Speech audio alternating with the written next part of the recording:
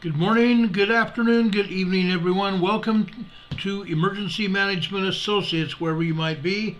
Welcome to the Area Command, 392 miles west of Kitty Hawk Beach, North Carolina. As we have been doing for quite some time, we're going to begin this meeting tonight with the Pledge of Allegiance and the United States National Anthem. Would everybody please rise?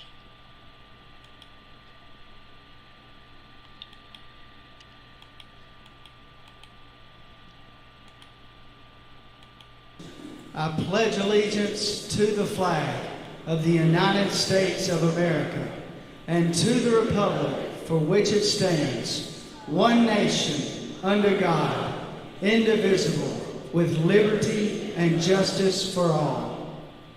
Now would you make welcome, straight from Washington, D.C., the United States Army Corps Quartet. Yeah.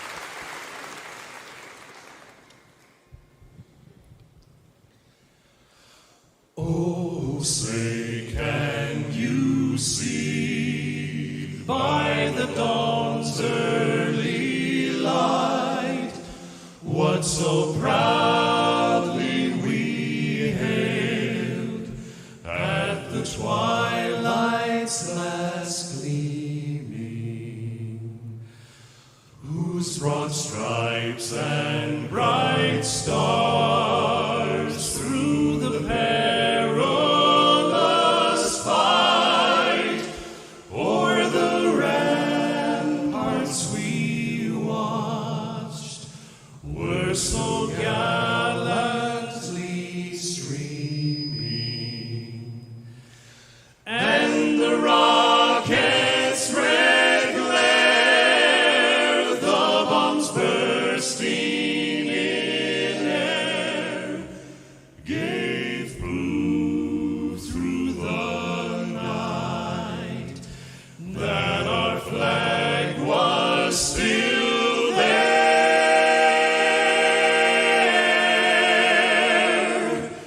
Oh, say does that star-spangled banner yet wave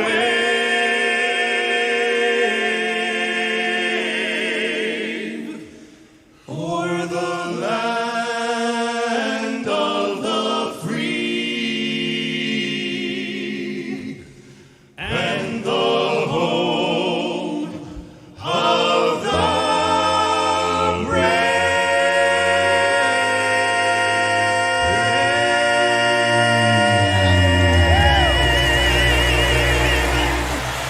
Oh, yeah! Come on, folks, let them know it. The United States military, the United States Army Barbershop Quartet, performing at the Barbershop Quartet Convention in 2015. We really appreciate this. God bless these young men and women in our military and also the military around the world, whether it be the United States or our allies. God bless you, gentlemen and women. May you all return home from your labors and tours of duty in safety after everything is done. God bless you all. Guys, I have a program for you tonight. We have had a lot of activity all weekend long, and I'm going to tell you about it right now. Okay? We're going to first talk about Atlanta, Georgia last night. Oops, sorry about that. I don't know how that happened. Atlanta, Georgia last night. Over at where the Atlanta Police Department was going to build a new training facility, Antifa started in and started to firebomb the facility. It was under construction. That's all it was. It was under construction, and the police had to defend the area. Okay, as you can see, the Antifa were firing off large firework explosion like you see at the 4th of July. They were firing them off at police. Police were running. I have video of this. I'm not going to show you the video because it goes on for about 30 minutes. But this is from the Atlanta Police Department. This is unheard of. Having police fired upon, literally, this is unreal. This is unconscionable. Totally and absolutely unconscionable. The rioters, Antifa, were firebombing the area. You can see fire being set forth on grass areas. They at one time lit up an area right below some high tension power lines, as you can see this tower in the background of this slide here. Unreal, guys. They had threatened to disrupt the power grid. Okay? Threatened to disrupt the power grid. And that's not all, folks. There's more. Okay? Look at this. This is a close-up picture of that power grid. Okay? Look closely at some of these people here. Look at those three people over here on the left. The one at the far left, almost off camera there, he is clad in camouflage gear, head to toe. So are those other two people over here on the left. And over on the right-hand side, we see even more of them. Okay? Unreal. Unreal. Here is a close-up picture of some of those men in camouflage. Okay? Unreal. They thought that they would fit in. They thought that they could just get away with whatever they were going to do. That's not all, folks. There's more. Look at this, guys. They tipped over one of the construction vehicles, and just off to the left of it on the ground, there was a fire started. They torched some of the equipment, high-priced construction equipment, and they set them on fire. Look at this. This is another one that had been tipped over and set on fire. Okay? These people will not stop at anything. They won't stop at anything to cause problems. Okay? There's that picture of the equipment on the ground and set fire to there. Here's another picture. Okay? Smoke filled the area. Okay? Actually, that's in the Bronx. I'm sorry. I'm going to talk about the Bronx fire in a minute. Here, police from the State Patrol in Georgia came in. Okay? State police came in. Atlanta police were there. All over the Atlanta Police Department. Okay? Police were also taking cover. Look where they backed off to. This is from a video. This is from the video released by the Atlanta Police Department. Those police cars that you see out there in the background had been almost up here near this fenced-in area. They took cover backwards because shots were fired and they were shooting fireworks at the officers. Okay?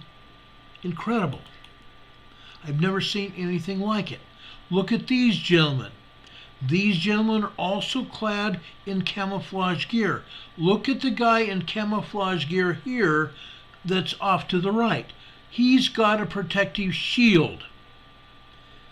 He has a protective shield. Isn't that unreal? These people thought from the very beginning of what was going to happen, and they protected themselves. There are people in short pants, in long pants and shirts, and face masks, and other types of things that were trying to protect themselves, protect their identities.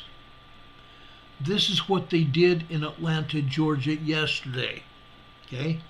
Protests outside the Atlanta police training facility turned violent and dozens were arrested. This was not about protesting. This was about violence and destabilization. They wanted the police to be fired. They wanted to defund the police, and they had signs stating that. 35 people were detained after a coordinated attack at a proposed site that was going to be the Atlanta Police Training Center. Police said some protesters threw Molotov cocktails, explosives, at the police. They set the construction equipment on fire. Incredible. That was late last night. And it really didn't stop. They had no intention of stopping what was going on. And if that wasn't enough, guess what happened late last night? Guess what happened late last night? A Bronx shopping center in New York was set on fire. But this time it was not purposeful. Okay? This time it was not purposeful. This time, however, unfortunately, an e-bike set it on fire. An e-bike set it on fire. Somebody parked an e-bike right next to a construction area that was at the shopping center. And they set the entire shopping center on fire. Okay? The e-bike fire was blamed for the Bronx grocery store fire that left 7 hurt. A 5-alarm fire erupted in the Bronx early this morning, after an e-bike inside the grocery store caught fire. Firefighters spent hours extinguishing the flames at East 180th and Grand Concourse, the Grand Concourse Shopping Center. 7 people were injured, 5 firefighters and 1 EMS worker and 1 civilian. While they're thankful that no one was killed, the neighborhood lost businesses and jobs. About 100 people lost businesses and jobs. The city had spent tons of taxpayer money to put this fire out. This is a real problem we're having, according to Mayor Eric Adams. Although the fire crews responded in less than 4 minutes, the ion lithium battery quickly shot out flames that quickly ignited old aged lumber. It had already spread out of control. It's really something that we have never seen before, said John J. Hodges, Chief of Department Fires. Nearly 200 firefighters had to be called to the scene, including New York Department of Fire. Commissioner Laura Kavanaugh, who was the commissioner of the fire department in New York, looked down from a neighboring apartment complex as the fires consumed the entire groceries and the laundromat next door. Incredible fire last night. Flames reaching hundreds of feet into the air last night. Crazy. Just insane. Completely insane. Then something else also that happened during the weekend. Okay? Another freight train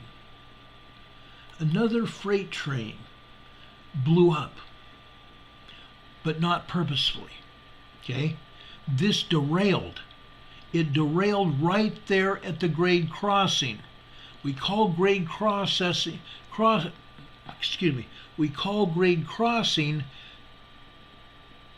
where the railroad track crosses a roadway. This is where the derailment started. Okay? This is exactly where the derailment started, right at the edge of the pavement. You can see that boxcar just barely leaving the pavement. And you can see that crossing signal. It got damaged. It was bent. And the crossing arms, they're non-existent. The crossing arms were thrown to the ground. Just incredible. Just absolutely incredible. This cargo freight train derailed on Saturday afternoon in Springfield, Ohio. This train was also reportedly owned by Norfolk Southern, which is the same railroad company involved in the disastrous train derailment in East Palestine. and South Carolina and Florida and Texas. And Texas. It's incredible, folks. I never even thought, not in my wildest imagination, that this could have happened. It didn't even cross my mind because it's been such a long time since I've been around railroads and traffic accidents. But I had no idea that this would happen so soon after the other derailments. It blows my mind. It really blows my mind. I was more or less flabbergasted. Really flabbergasted. It's just hard for me to put in words. I've investigated a lot of train crashes. A lot of train crashes. But I never thought, not in my wildest imagination, It's all here as that we we'd see discussed. this happen. I'm sorry, guys. If you're an undercover agent, I thought this was just going to play out. We get a Geico commercial. Okay? I'm going to stop that right there. I'm going to put this into full screen for you. I want you to see this. Okay? This is captured from a dash cam in a car that was right there at the roadway. Watch what happens here. Watch what happens. See those two cars? There was a tanker car and a box car. And it came through there. 50 more cars than the East Palestine train. So the railroad's got a lot of questions they've got to answer, and they really haven't done it very well yet. Dashcam video shows the moment a Norfolk Southern train derailed in Springfield, Ohio over the weekend. 28 of the 212 cars derailed, including 4 empty tankers with residual amounts of diesel exhaust fluid and common industrial products.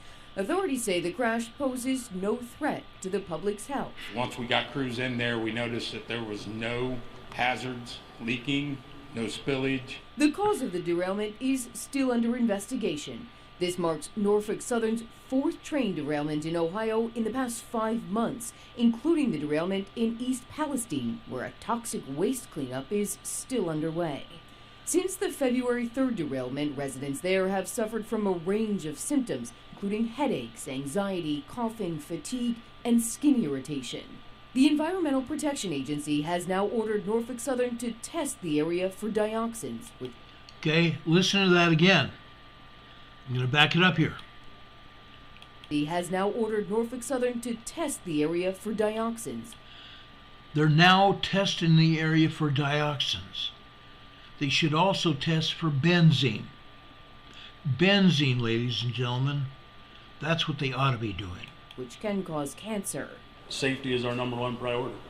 And as I stated earlier, our derailments, our mainline derailments are on the decline. According to the Federal Railroad Administration, Norfolk Southern transports goods across nearly 20,000 miles of rail in 22 states and Washington, D.C. New legislation proposed by a bipartisan group of senators would require rail companies to notify state emergency officials if they're transporting hazardous materials. Shouldn't take a rail disaster to get us working together like that, and that's what we're going to be doing. Okay? Unreal. Uncotton picking real. And this doesn't end. I've got an update for you guys. I have a real update for you. I have done a lot of soul searching to even put this on.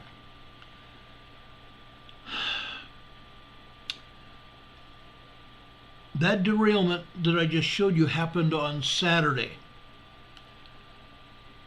212 cars. 212 cars. Somewhere around 30 cars derailed. Okay?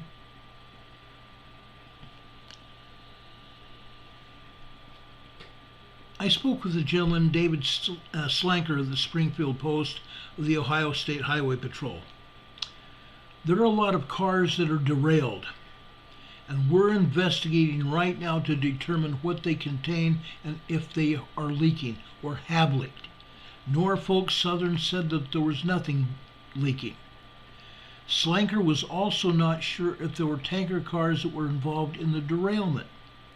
He said there's no hazard notice for the community at the moment, and did say that the hazmat crews were at the crash site. A Norfolk Southern spokesman told WDTN television that there was no hazardous materials involved in the crash. Okay? But, what else is new? That's the question I want answered. What else is new? That's what they keep telling people. Okay? That's what they keep telling us. Oh, nothing's wrong. Nothing's wrong. As I said before, last week, I tried to defend Norfolk Southern. I tried to defend railroads, period. The tracks here obviously had problems. This had nothing to do with the train itself or any individual car. That derailment happened right at the grade crossing where the track was crossing the road. You saw those cars derail right there at the edge of the pavement. There was no injuries.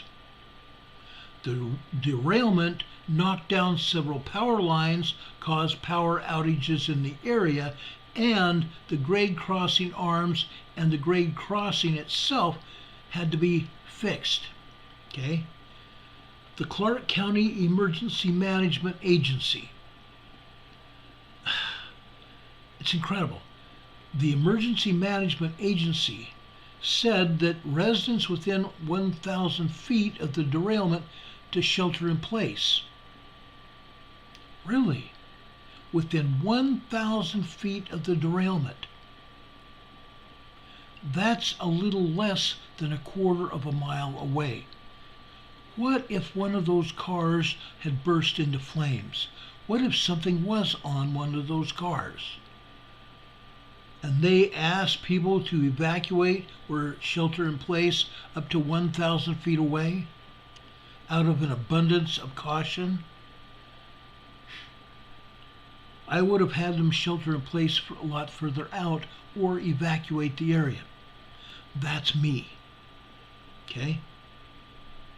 That's me. Now, I'm going to play a couple videos here for you. One is right here. Okay? This is a video that TMZ did of Aaron Brockovich.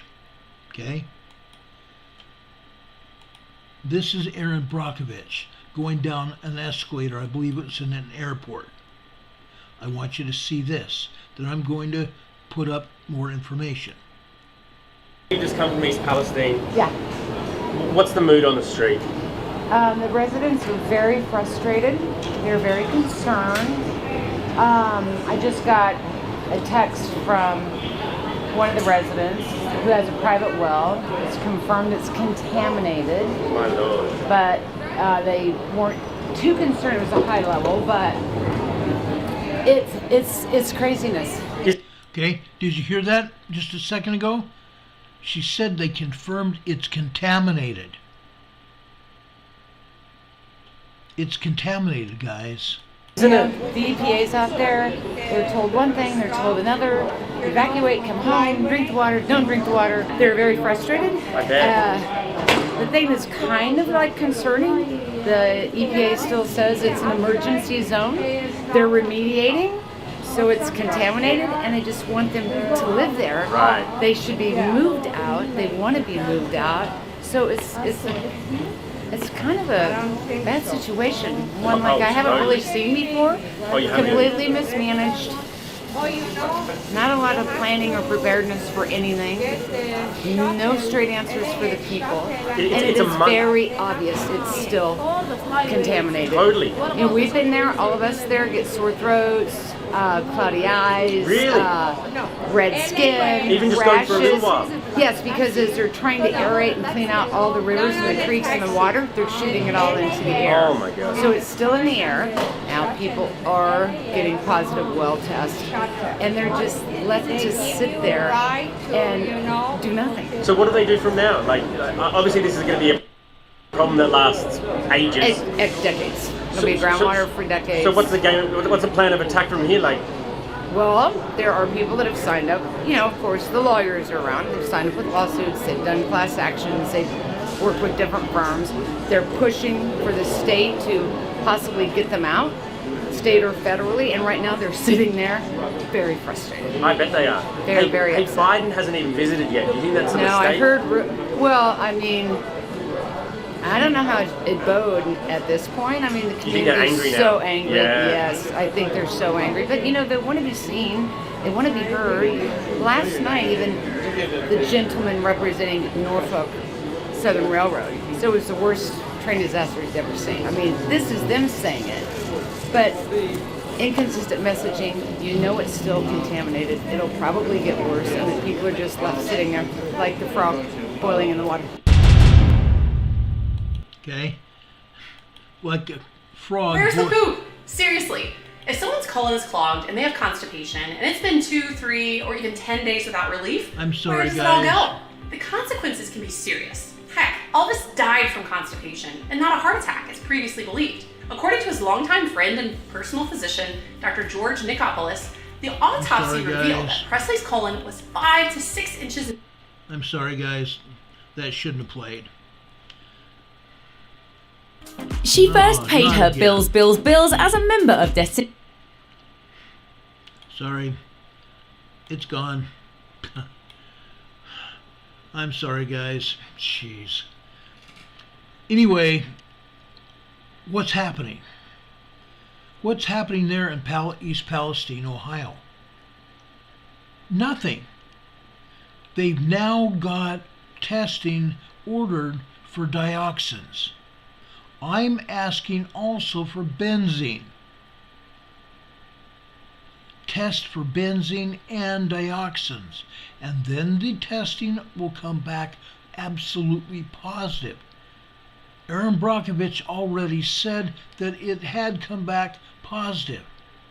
Positive health-wise and positive test-wise for the water, the air, and the soil. This area should be evacuated. This area should be evacuated and nobody allowed in there. Again. Literally never. Okay? Never. Never ever again. Now I want you to hear this as well. I'm only going to play part of this news conference that she had in East Palestine. So, do you have any questions? Hi. Hi. What are you hearing from residents? I know you met with some of the residents just now. What are some of the stories you're hearing, and what kind of pause does that give you for how things are being treated? So, I've spent all morning with some of the residents, and I'm very upset. Obviously, they're very upset. I just could not believe the amount of information coming in that they have, that they want to share, that it seems like nobody is listening to.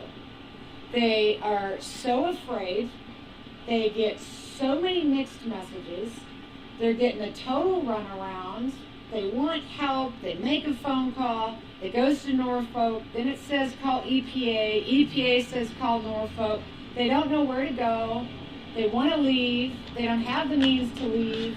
People aren't coming back.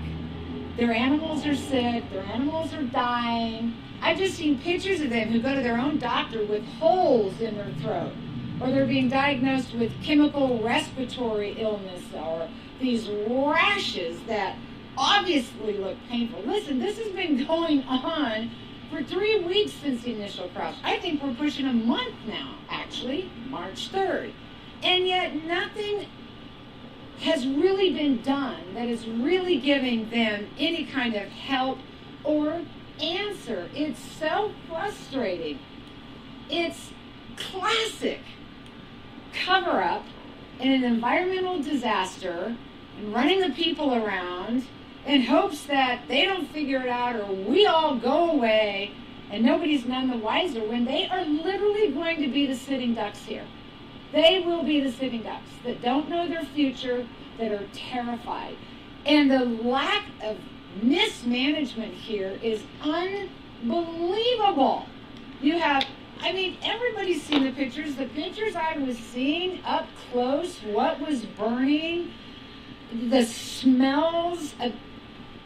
It was very overwhelming to have such a close perspective today of what they went through.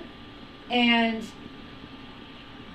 I'm still absorbing, honestly, their fear and their turmoil. And I've been on a lot of environmental situations and I've never seen anything in my life be so mismanaged, ever. You give an all clear, but yet you don't have any data, really, to prove that it is all clear. And then when the people come back and they tell you, I'm smelling stuff, we're sick, we're going to the emergency room, I can't breathe, they're just disregarded because everything is safe. It's obvious nothing is safe yet. And then when they come back, they're told, don't drink the water. But then that changed the next day. It's okay to drink the water. So it's safe, it's not. Drink the water, it's not. You're not really experiencing what you are, yet they're sick, yet they're going to the doctor. And every time they try to get answers to the EPA is deferring to Norfolk, the very fox that's in the hen house. So this is what upsets me. And it takes me all the way back to my days in Hinckley, California. We have another environmental disaster, another corporate cover-up. I'm sorry, something is not right here. Agency failures and a really great community of really great people that deserve answers. And not just leave them here sitting and guessing what their future will be. Okay? Sitting and guessing what their future is going to be. A few minutes ago, you saw some construction workers working at that construction site where she's holding that news conference. Those construction workers are there without protective equipment of any kind. Dirt is blowing. You can see Aaron Brockovich's hair blowing in a little bit of a breeze. The soil is contaminated. The air is contaminated. Nobody's wearing any kind of PPE. Nothing. It's going about life as normal, and life is not normal there. I don't think life will ever get back to normal in that community. It can't. That area needs to be evacuated and evacuated immediately. This is not okay. And then to have another train derailment in Springfield, Ohio, Saturday, no way. Now, I want to also tell you this. Norfolk Southern Railway has allegedly offered some people money, offered some people a lot of money to leave there, to completely leave and move someplace else. Now, I saw the interview of a woman standing outside her house right next to a creek, a large stream. And you could see the contamination on the water. Not far from her and that reporter, there was a waterfall. And the waterfall had stirred up the water in that area. And you could see the contamination floating in the water. I have seen now several occasions where people either threw rocks in the water or stirred up the water with a stick. And the contaminants came off the bottom of the water into the top of the water. There's no way that that place is safe. Fish, 35,000 plus fish have died, and other farm animals are also dying. Come now. Come now. A woman named Teresa lives 11 miles from East Palestine, Ohio, in Poland, Ohio. Bloody stools, burnt tongue and throat. She says she was having a hard time breathing. Significant health issues in the aftermath of that train derailment and the chemical fire. Those are two separate events. The train derailment and fire that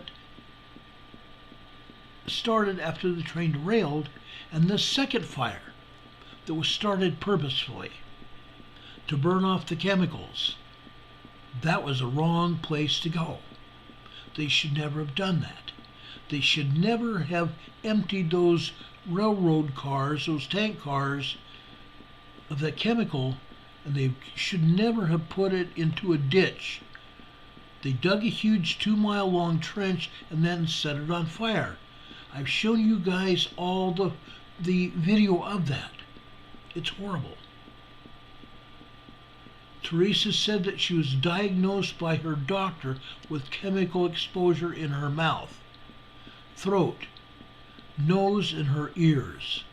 After reporting bloody stools and burning in her mouth, it has not gotten any response from the media agencies. I've now played for you the statement from Erin Brockovich. Something has to be done. And getting this information takes time. You guys are around town, they're doing all this aeration that could be throwing chemicals into the air. You just had independent testing come out that shows it's in the air. And then EPA Director Regan says yesterday, maybe you should keep the kids away from there. Well, maybe you should have told us that 3 weeks ago because they've already been down here. It's just awful. What happens when the prostate enlarges and the... I'm sorry, guys. It's unreal. And YouTube puts up these kind of ads, and they're distasteful. It's incredible. It's incredible. Anyway, guys, I wanted to play that for you. I think that you deserve to see it and hear her talk about it. I think you deserve to see East Palestine, Ohio today. It's gone back to business as normal, but the place is deadly polluted.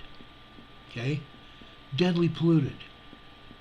Hurricane Heather says, I promise if they mow that to the ground and plant hemp, in 5 to 10 years it will be back to pristine instead of 100 to 1,000 years. The reason they said 100 to 1,000 years is because that time period, from 100 to 1,000 years, is the half-life of that chemical. Okay? That chemical's in the ground and it's in the water. I don't think hemp is going to do it. I just don't think hemp is going to do it.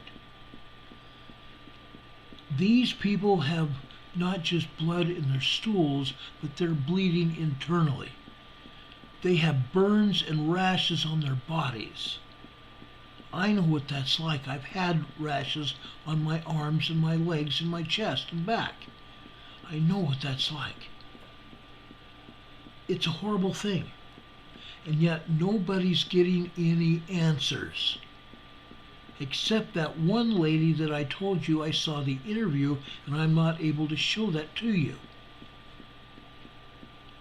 But she said that the Norfolk Southern was going to give her a lot of money to leave, and she's considering it. And yet she's right next to that creek as well as the other woman that I told you about earlier. Incredible. I'm hoping and praying after the few more tests that they will evacuate that area. That's what I hope. They need to bulldoze the entire town, literally. Reroute the roads around it so nobody has to come near it. But the problem is, the original crash, there was smoke and fire. The leak chemical got into the ground. It got into the air. Then they burned it off again. All that chemical went away in the wind, didn't it? It blew out of East Palestine. It's still there, but it blew out of East Palestine. Where'd it go? Where'd it go? It went over to West Virginia and to the north in Pennsylvania. It also went further east over towards New York. And it went out over the Atlantic. And it went north into New York and Connecticut, Boston, Rhode Island, Maryland, Maine, Delaware, and up into Canada as well. Yes, folks, that's where it went. Everybody in that area has gotten contamination from one part or another. And then it rained. And that rain further stirred up the dirt and the chemical and washed more of that chemical downstream in the streams, rivers, and creeks. Where's it headed? I have it on good authority that even the Mississippi River will be contaminated as a result of this. It's all over. Apple Sabotage says, feels like it's all over the place. It is. It really is. Wolfman says, talk to the hand. Yes, I know. That's exactly what they're doing. As Aaron Brockovich said,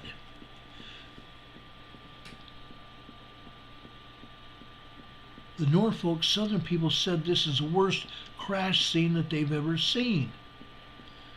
Environmental tragedies, disasters have happened all around this country and around the world. Is anybody going to stop and think what we can do to make sure, one, they don't happen again, and two, to assist the people in the communities? That's where it really is. And then it's on for generations. There are children that are there. Children that are there. And they are also going to take this on for generations. It's sad. It's so sad. Sugerma says, yes, it's worldwide. It's really scary stuff. It really is. It really is.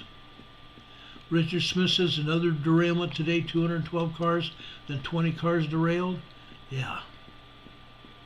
No, the one I was showing was a car derailment, or a train derailment that happened Saturday in Springfield, Ohio. Not far from this one that we've been talking about here. I don't think there was another one today.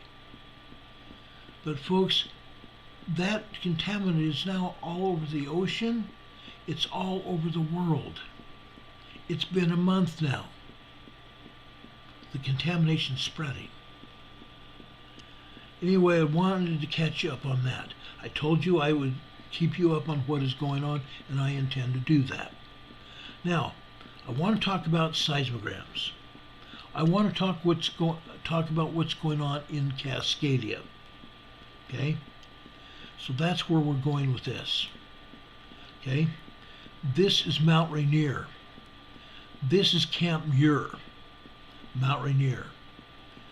This is on the southern side of Mount Rainier. Okay? I wanted to show you this because you can see what is going on. Okay? We're talking about earthquakes. We're talking about tremors all over this mountain. Okay? This seismogram starts off recording at 11 p.m. last night. Look at those earthquakes at the top left. Okay? 2.0, 2.3 magnitude earthquakes. Look at all those. And then we see even more. We see tremors all over this. Yes, there are vertical lines here with no dot in the middle of them. That is just minor steam signatures. Minor steam signatures. Folks, this seismogram is loaded. Okay? Mount Rainier is heavily involved right now. Right here in the center of your screen. Okay? That looks to be nearly a 3.0 earthquake. That blue one in the center there. Okay? That's like nearly a 3.0 earthquake. If it's not that, I'll be surprised. Okay? But look what they've done here. There's one P wave that's the longest. That one might be a 3.0. But then they've cut off the top and the bottom of the rest of the quake. So this may have continued for maybe 30 seconds. Then the quake dissipated into a secondary wave. Then it dissipated into a body wave after that. Okay? Over to the right, in the upper right of your slide here. Those are at least 2.0, 2.3 earthquakes there. As I scroll down here, you can still see more earthquakes and tremors all over this seismogram. Okay? This is the most active that I have ever seen Mount Rainier be. Okay? Earthquakes and tremors all over this place. Now, I usually show you Emerald Ridge. Guess what? They have decided not to show us Emerald Ridge today. It's not available. Isn't that just almost laughable? They don't want to show us what's going on at Emerald Ridge. This one at Camp Muir is very telling of what is happening at Mount Rainier today. Okay? It's very telling. Then we go just on the north side of Mount Rainier. This is Camp Sherman. This is Camp Sherman. On this one here, again, it started out here being recorded at 11 p.m. last night. This one here, just after midnight, just after 2 a.m. this morning. You see a bunch of magma coming into the magma chamber. I'm wondering why they didn't show any magma on the rest of this seismogram. Because there's plenty of earthquakes and tremors hitting.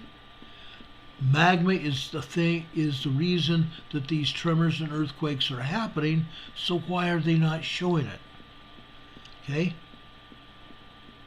Each line here is worth 15 minutes of time. Representative of 15 minutes of time. You can see the magma infill signatures here, meaning the magma is coming into the magma chamber of this volcano, and you see some thick signatures here. The lines are thicker than others, then they get thinner and get thicker again. Those are magma infill signatures, magma entering the volcano. Okay? And yes, it does cause earthquakes. It does cause earth movement. Why? Let me reduce this a little bit, and I'll tell you why. When magma is coming into the volcanic chamber, into the volcano, it's coming in under pressure. And that volcano is made out of rock, a bunch of lava rock. Okay? It's called igneous rock. Different kinds of lava rock. And that magma is hitting rock inside the volcano. And when it's hitting that rock under pressure, what happens? That rock fractures, causing earth movement. That's why you see these earthquakes and tremors here. Some of these are a lot larger than 2.0. Now, in the center right of your screen here, you see a sideways rectangle with a bunch of lines off to the right of it. That is a magma churn signal. That magma churn signal, folks,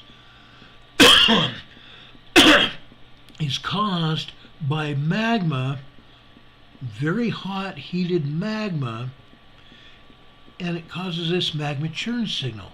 Magma churn signals are typically 23 to 24 lines high.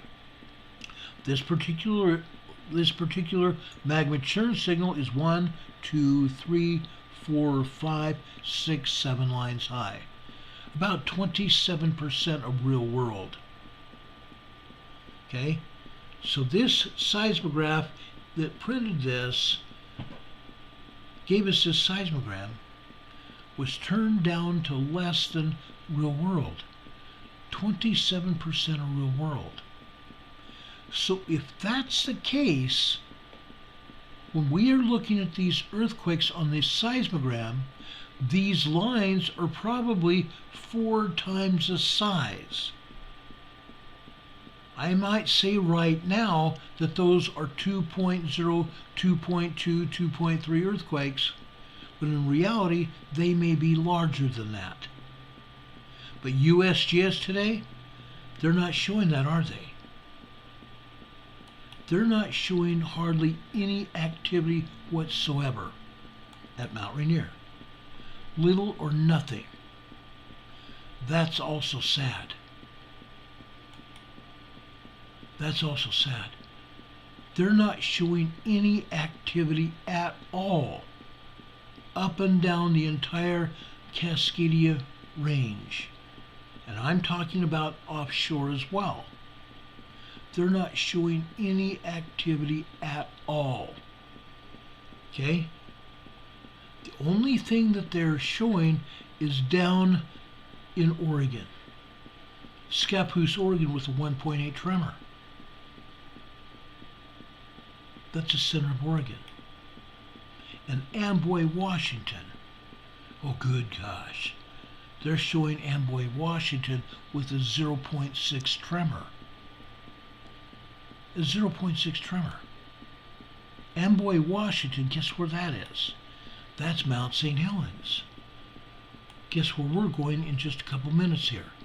I'm going to show you Mount St. Helens, and there's a lot more activity at Mount St. Helens than a 0.6 microquake. Okay? There's a lot more happening there. Now, I want to go from here at Mount Rainier. Okay? I want to show you this. Okay? I'm going to pull this down here. This is what they call a spectrogram.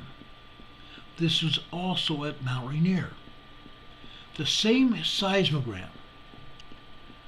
The same seismograph that gives us the seismogram from Emerald Ridge. The Emerald Ridge seismogram is not here today because they don't have it. They don't have it. That means they altered it, didn't they? Oh yeah. They don't want anybody to know what's going on. But that seismograph printed this. This is a spectrogram showing the heat, showing the melt, the magma beneath the surface. It's not as bad as last week. Last week we showed magma with the heat going to the surface, going upwards to the surface of Mount Rainier. This one, we have small tiny lines going up to the surface. Okay? There was a lot more than that last week. But we're still showing a lot of heat, a lot of melt down at the bottom. It's just barely visible, but it's there. It's there. I want to show you that. I think that's important too. Okay? Now, let's go over to Mount St. Helens. The first one I'm going to show you at Mount St. Helens is Studebaker Ridge. That's on the north side of Mount St. Helens. Okay? Let me pull this over and make it smaller so you can see what I'm going to show you here. Okay? Look at all that. What you're seeing here are earthquakes and tremors and steam signatures here at Mount St. Helens. Okay? This is nothing overly big. Okay? I think the largest earthquakes are down here on the bottom left of this seismogram. Okay? In the black, on the black line here. That is just 9 a.m. this morning. Okay? Probably 2.8, 2.9 earthquakes. Possibly 3.0. Those are the largest quakes here. But these others are also something that we need to be concerned about. These are tremors, guys. Now,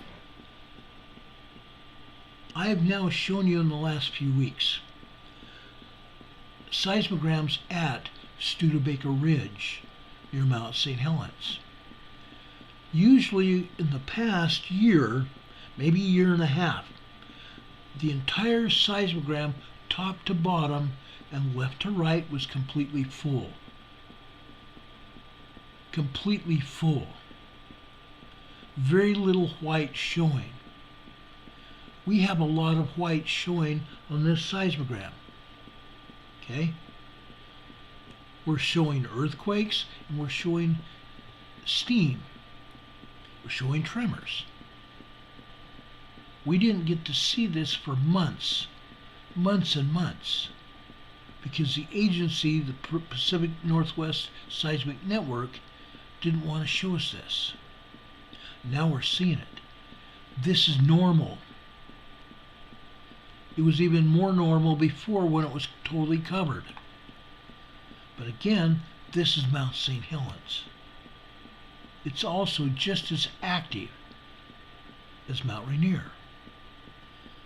Now I want to show you East Dome Mount St. Helens. East Dome is where one of the seismographs is. It's up at the top of the mountain. Okay? Again, we have another magma churn signal here, don't we? That's very interesting, because we only have a couple earthquakes showing here. Okay? But this magma churn signal should be 23 to 24 lines high, isn't it? The other lines off to the right are steam. Those are steam signatures. Let's count the number of lines here that this magma churn signal occupies. 1, 2, 3, 4, 5, 6, 7, 8, 9, 10. Folks, this is about 43% of real world. This is almost half of what it should be. So the lines here should be even taller than they are. See that red earthquake signature off to the upper right here above that magma churn signal? Okay? If that's the case, think of that line as 3 or 4 times the height of that. Or, I'm sorry, not 4 times. Double it. Double the size of that line. All of a sudden you have a very good sized earthquake. A 3.5 to 4.0 earthquake. And I will bet you that that's what happened today there at Mount St. Helens. Yes, there are other tremors here as well. But I will bet you there are larger earthquakes over here. I will almost bet on it. Okay? Let's keep going here. All right. I want to show you one other one. This is Mount St. Helens September lobe. September lobe. This is the same seismogram that we show you to show you how active this Mount St. Helens really is. Okay? PNSN doesn't want to show us all the earthquakes. They don't want to see all the magma coming into the volcano on every line. Every line of that seismogram showed you 15 minutes of coverage, activity. But when you see this particular seismogram, this really shows you the amount of activity at Mount St. Helens. This doesn't lie. Seismograms don't lie. They can be covered up, they can be minimized, or they can completely be taken down. But when we're seeing realistic seismograms like this shows an awful lot of magma coming into the magma chamber. Those wavy lines are called VLF, very low frequency waves. Very low frequency waves are generated by magma coming into this volcano. That's a lot of activity, guys. Look how heavy that activity was last night. Look how heavy that magma was last night. Okay? From about 9:30 on. Over on the left-hand side, around that red line, it says 2100. That is 9 p.m. So about 2200, maybe just before that, is when we had this huge amount of magma coming into this magma chamber. But the other seismogram that we have here doesn't show all of that activity. It shows very little. That's because the Pacific Northwest Seismic Network has edited that seismogram. Heaven forbid the agencies will tell us the truth of what is actually happening at these volcanoes. If I were a seismologist, and no, I'm an amateur seismologist at best, okay? Yes, I know how to interpret the seismograms. I've been around the block a little while. Okay? I've been around the block. I know how to interpret it. But if I was a seismologist and I was truthful, I'd be wanting to tell the community what is going on. Because quite frankly, this kind of activity is just what we want to tell people about and tell people to stay away from the volcano. There's people on that volcano. I showed you the earthquakes there. I showed you the magma churn signal. Okay? The earthquakes are a lot stronger than they're telling us. There's a lot more magma than they're showing us. This proves it. Okay? They need to be honest with the public. This volcano is getting ready to erupt. Mount Rainier is getting ready to erupt. There's no doubt in my mind about it. Everybody needs to be concerned.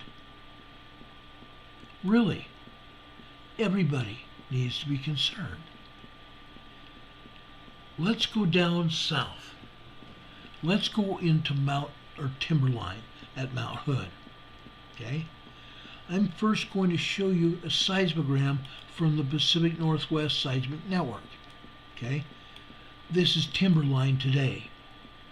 All the little tiny wavy lines don't mean a world of anything. Those tiny lines here don't mean anything. They're trying to cover up the information. The seismogram here is still showing activity, earthquake activity. It's showing magma coming into the magma chamber. Okay? Why they put up that little tiny line, these zigzag lines, I have no idea. This is not true seismogram. Okay? It's not. They're playing games. but you can see the seismic information making it through their folderol. Yeah, folderol. I bet you haven't heard that word in a while. This is good-sized earthquakes here at Mount Hood. No doubt in my mind. Yes, there's tremors happening here. Yes, there's also steam escaping the volcano. There's tremors. You can see them here. No doubt you can see them here.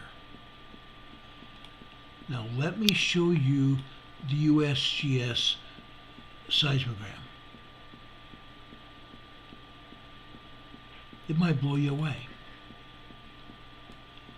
Okay, again, the United States Geological Survey really doesn't want anybody to know anything either.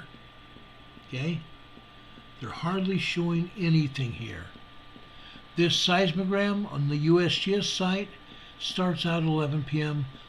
last night. The other seismogram started off at 4 p.m. Pacific time. This is 11 p.m. Pacific time. You're seeing these magma infill signatures. Magma coming into the volcano. Each line here is 15 minutes long. 15 minutes long. The thicker the lines, the more magma coming into the magma chamber. Okay? And last night, you can see what is going on here. Okay? The thicker the lines, the more magma coming into the magma chamber. What is going on here, guys? Magma is coming into the magma chamber here at Mount Hood, and you're also seeing some vertical lines through the bigger sized parts of the magma. Magma causing earthquakes, just like I explained to you before. Magma coming into the volcanic chamber under pressure, fracturing the rock, causing the rock to explode, fracturing it, of course, which causes earth movement. Hot, heavy-duty, hot magma causes those rocks to fracture. Okay? And you can see the magma here coming into the magma chamber. Whereas the other seismogram really didn't show you that clearly. This one here. Let's look at this one here, and this one on the dark blue line here is 1345 hours. That's 145. Over on the right side on the line above it, you see the magma chamber or magma infill signature start. Okay? Started off light and got thicker, didn't it? Then we come over here to the left. Okay? 1345 hours, that's 145. A lot more magma coming in. Okay? And yes, we're seeing tremors here. You see thin lines and you see thicker lines. Magma going into Mount Hood. Okay? It doesn't quite show you all the earthquakes that the other seismogram did. But you can see the magma coming into the magma chamber on this particular seismogram. And it's very evident what's going on. That's why I wanted to show it to you. So you can actually see the magma coming into this volcano. Now, I'm going to jump down and show you another one, this time at Sisters Volcano. Sisters Volcano, ladies and gentlemen, is actually a series of 3 volcanoes. Sisters North, Sisters Central, and Sisters South. 3 separate distinct volcanoes. But there's only one seismogram. Only one seismograph recording it. Okay? We don't have a bunch of seismograms. All we have is one. Okay? But what are we seeing here? This is a little bit less activity than we have seen in the past. Okay? The top of this. Again, this was taken, started at 11:30 last night. Okay? All you see is a few tremors here.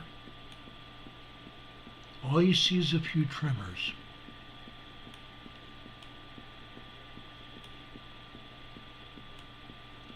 Okay, you see some magma coming into the magma chamber of this volcano, or these volcanoes, but very little other activity.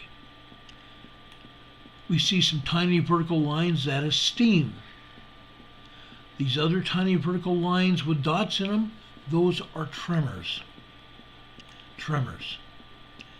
In past weeks, we've seen a lot more activity here at Sisters Volcanoes. A lot more. This is probably the least we've seen in quite some time. That's Sisters Volcano. Let's go south. I've got one more seismogram to show you. That is at Crater Lake.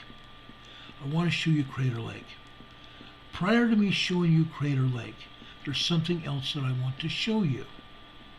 Okay? Let me take this down for just a second. I've got a picture to show you of Crater Lake.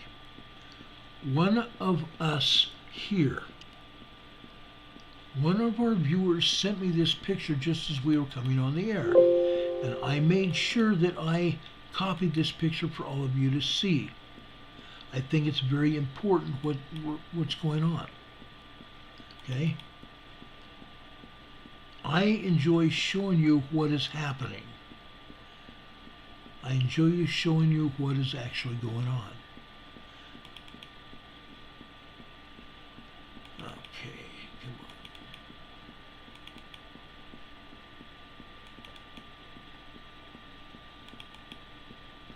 This is Crater Lake, ladies and gentlemen.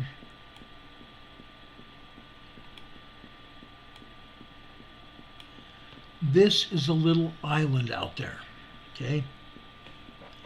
Just a little tiny island at Crater Lake. What do you think this is? What do you think that is? That is the summit of the volcano. That's the actual summit of the volcano. It's surrounded by water, which makes it an island.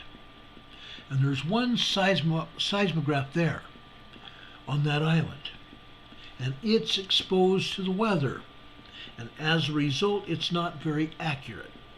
Because if it hails, the hail is going to bounce off the metal of the seismograph and cause activity on the seismograph. If wind is hitting it, causing it to vibrate, then we're going to see activity on the seismograph.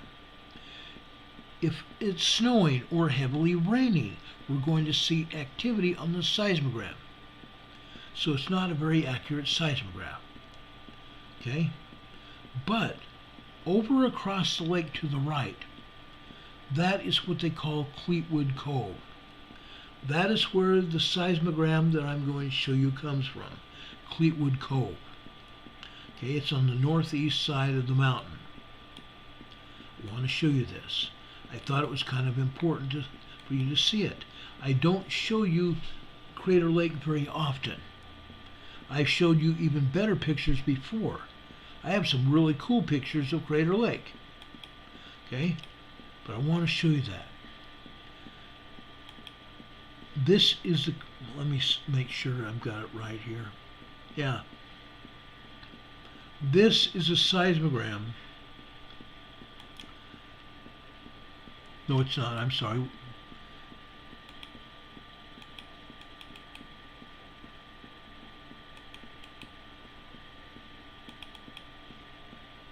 This is Sisters here. Let me pull up Crater Lake here. There's Crater Lake for you. Okay. This particular seismogram, you're seeing a lot of activity late last night. Okay. A lot of magma coming into this volcano as well. Okay. You can see each line here represents 15 minutes.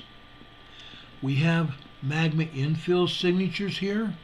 In some cases, the line is thicker, it gets thinner, and gets thicker again. More and more magma coming into the magma chamber when the line is thick.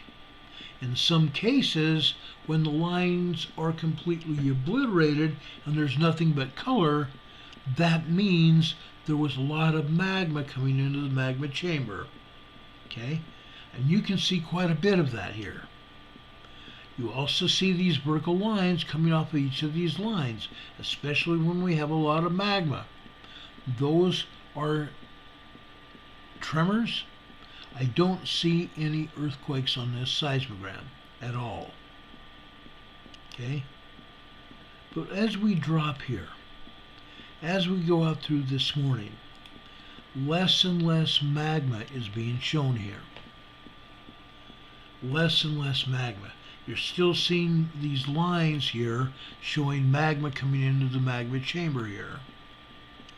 It doesn't completely disappear until, literally until this afternoon. Okay? At about 12 noon, and you can see 12 noon over on the left-hand side, 12 noon Pacific time. The lines got very thin there. Okay? I believe the agency may have turned this seismograph way, way down. Okay? That's what I think happened here. Because we still see the magma trying to make itself known here on this seismogram. It's still there, but it's not readily being shown because the seismograph has been turned so far down. Okay? Sugaramoth, it says, will it be weeks, months, or months till eruptions? Thank you, sir. Sue, right now I don't think we're going to get any eruptions for a while. Okay? I could be wrong. But right now I don't see any 4.0s, 5.0 earthquakes happening. Why am I looking for a 5.0 earthquake? Okay? That answer is fairly simple for me. You guys might not recognize that. Folks, we are going to have a volcanic eruption when we have at least 2 4.5 earthquakes or 5.0 earthquakes. A 5.0 earthquake near a volcano is representative of a minor eruption. When we've had 5.0 earthquakes hit a volcano, that usually says that that volcano has erupted, but not necessarily. What we're looking for in the event of a Cascadia megathrust earthquake, we're looking for 2 4.5 to 5.0 earthquakes to happen within the Cascade Mountain Range. The Cascade Mountain Range. That's saying from southwestern Canada all the way down to northern California. Southwestern Canada down to northern California. About an 800 to 1,000 mile trip. Okay? Somewhere there in the volcanic range, the mountain range, the Cascade Mountain Range. I'm not talking off at sea. Please don't misunderstand me. When I'm talking about 2 4.5 to 5.0 earthquakes, 2 in a row, 2 earthquakes within a very short time in the Cascade Mountain Range, 4.5 to 5.0. Then, when we see that happen, we believe that the Cascadia megathrust earthquake, the 9.0 to 10.0 earthquake, would probably happen within about a 2 weeks time period after those 2 4.5 to 5.0 earthquakes happen within a short time of each other in the Cascade Mountain Range. Okay? That would signal a volcano getting ready to erupt or erupting. A volcanic eruption is about equal to a 5.0 magnitude earthquake. We've seen that happen out at sea. We've seen 5.0 earthquakes happen when a volcano erupts. We saw it at Mauna Loa. We've seen it at Kilauea. We've seen it almost any volcano that's ever erupted. There's usually a 5.0 earthquake around it someplace. usually just before it erupts or right at the time it erupts. Okay, that's what's going on. Okay, Don Patoka just put something up in our chat. Don Patoka is one of our mods here, one of my dearest friends. He put up something that I want to talk about real quick. He says, Ron's magic crystal ball is broken. It's out for repair. All I have right here is a water bottle, and all it tells me is when I'm out of water. It doesn't tell me anything else. Okay? I don't have a crystal ball. I wish I did. I'm not a soothsayer. I'm not a prophet. I'm not a prediction expert. I've been close. I've been close many times when I predicted large earthquakes. I've been very close. Okay?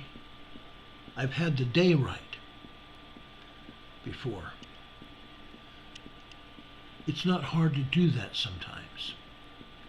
But I can't tell you when something's going to erupt. I can't tell you when we're going to have a major quake. But I can give you a good idea when that would happen.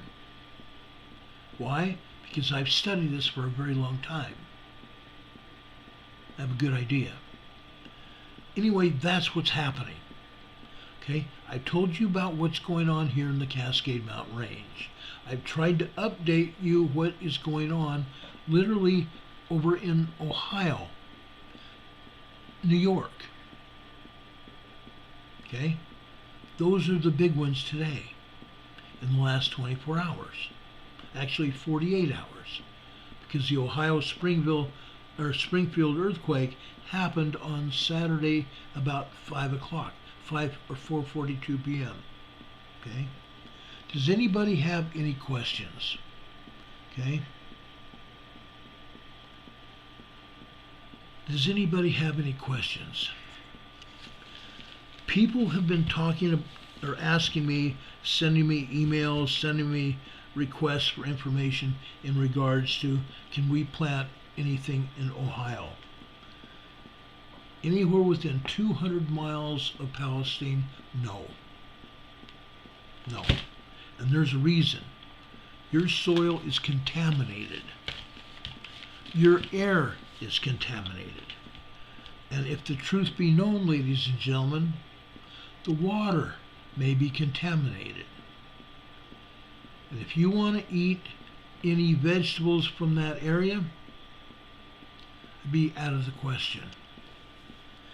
And Al is asking, is Lake Erie contaminated? Possibly. I'm saying possibly. If that smoke and air from East Palestine, Ohio got over Lake Erie, absolutely it would be. The Ohio River was contaminated by this. Okay? And yes, the experts have been saying, oh, there's no contamination there. Oh, we close the inlets from the river just to be safe. Just to be safe. No, the river is contaminated. Now they might want to say, well, we're not showing much of anything, any contamination. Where did the contamination go?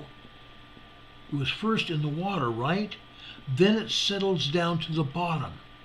And the water is moving across the bottom of this river. The bottom's contaminated. If the bottom's contaminated, so is all that water. Okay? It'll be 100 to 1,000 years before it won't be. Before the half-life dies. Okay? That's what it is. Sue's saying, I can see a crater in it. Wow. Yeah. That crater over in the island there at Crater Lake, oh yeah. It's called Wizard Island. Wizard Island. Does anybody else have any questions? These have all been good questions, guys. Very good questions. Animals and humans in disasters, asking anything by the Salton Sea? Yes. Minor tremors and some minor earthquakes over there in the Imperial Valley near the Salton Sea. Okay, we're going to talk about that probably Tuesday or Wednesday this week. It's always going on. It's whether or not the agency will let us see it, because they've been shutting the seismographs down all over California, from Northern California all the way down to Imperial Valley, San Diego. They've been turning them off because they don't want us to know what's going on. Okay? They can try to hide the Mexican earthquakes. I can go over to the Mexican Earthquake Agency and pull the information up. So USGS not telling us about it doesn't matter. But when I see 100 earthquakes in southern Mexico on the European agency map or on the Mexican map, that tells me that those earthquakes happened, but the U.S. agency says, oh, we don't have to report that. Like they're not showing hardly any earthquakes in Turkey, and yet Turkey had over 150 earthquakes today. How's that possible? Because they had a 9.0 to 10.0 earthquake just a little over a month ago. That's how that happened. They're going to continue to see aftershocks from those earthquakes for years. There's going to be a lot of aftershocks over in Turkey for years. Turkey and Syria is going to ring like a bell for years. Yes, it might be tremors. It could be earthquakes as well. Yes, it is.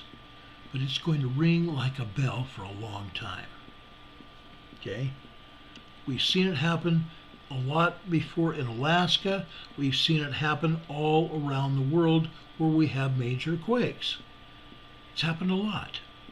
In case you're wondering why I'm wiping sweat from my brow, is my symptoms or reactions to medicine that I'm taking. Okay, causes me to sweat like a watered sheep. Okay,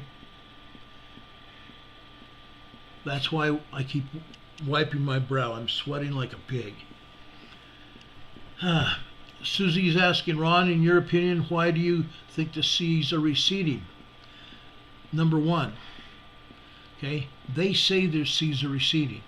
Only in some areas. I believe in some areas the seas or water is receding because I believe there's a hole. I believe there's a hole in the earth and the water is being pulled into that hole. I've seen it happen many times before. Okay, I've seen it happen a lot. They're telling the Democrat Socialist Party, Communist Party here in America is telling us there's climate change. Oh, you guys have got to quit using oil. You can't have any more steel. You can't have coal anymore because it's polluting the air, causing the ice to melt. Oh, really? Then why are we having the coldest temperatures in the Antarctic and up in the Arctic this year? Why? The ice isn't melting. It's increasing. It's doing the opposite of what they've been telling us. Okay? The politicians are lying to us, and it's not just the Democrat communists. The Republicans are just as bad. They allow it to happen too. Okay? It's not happening like they are saying it does. I've seen it. And I've talked to professors about it. Okay? But as long as we see catastrophes like Ohio and other places, we're going to see a lot of other things happen.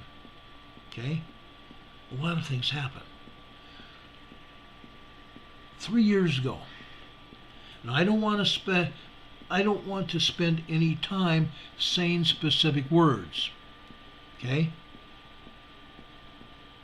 But there's a C word.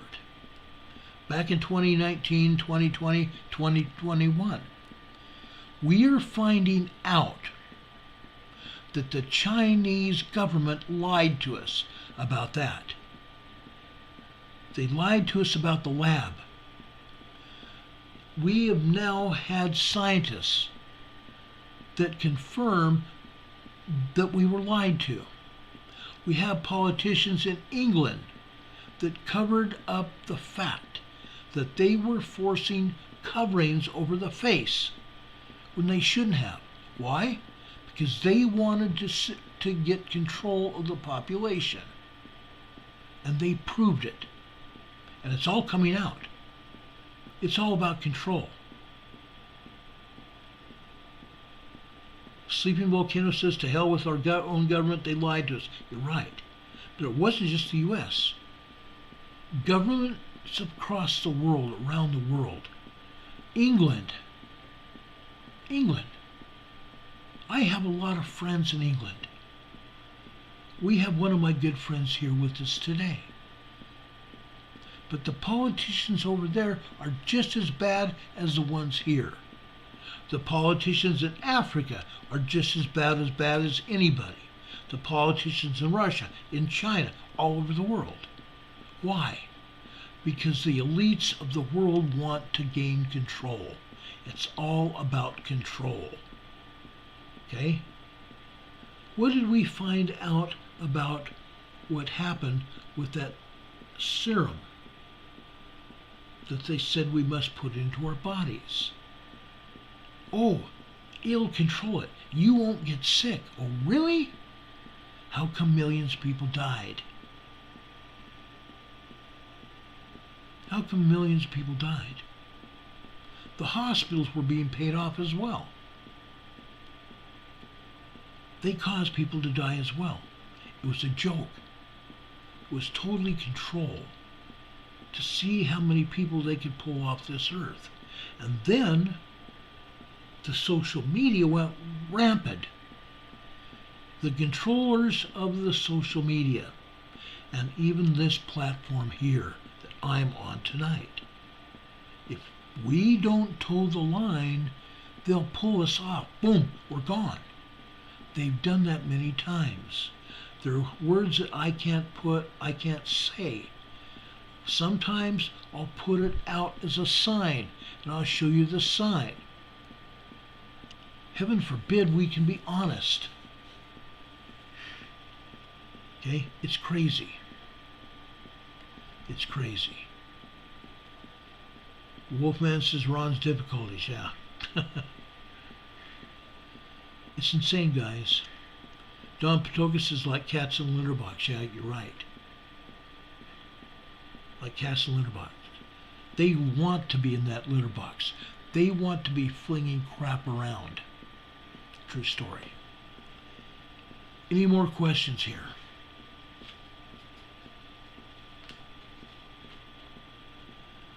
S. Nord is here. Welcome. Good to see you. She says, I'm usually listening. I guess you can call me a sucker. I just suck at typing. No, you don't suck. You're great. We appreciate you being here, too. S. Nord has been a longtime friend of our channel and one of my friends, too. She's a sweetheart, a good lady. Any other questions?